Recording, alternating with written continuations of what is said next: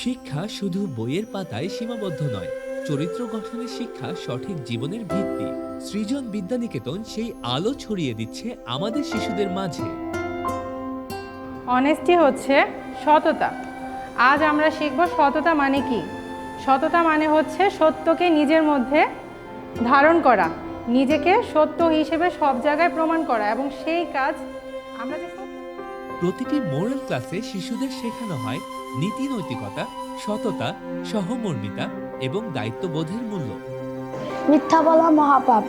মিথ্যা বললে আমার বন্ধুরা কষ্ট পায়, তাই আমি মিথ্যা কথা বলি না।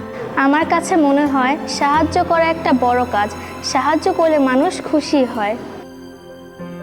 গল্প, খেলা ও দলীয় আলোচনার মাধ্যমে শিশুরা নিজেরাই খুঁজে পায় সঠিক পথের সংজ্ঞা।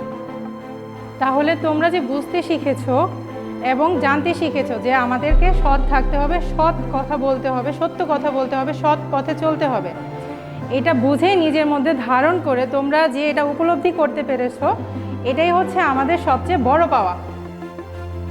শিক্ষক শুধু পাঠদান করেন না, তিনি হয়ে ওঠেন শিশুদের নৈতিক দিশারি। আমার ছেলে স্কুল থেকে যাওয়ার পরে ওর জুতোটা গুছিয়ে রাখে, আমার কাজে প্রতিদিন সাহায্য করার চেষ্টা করে যতটা সম্ভব। আর ওর দেখা দেখি মিথ্যা কথা বলে না।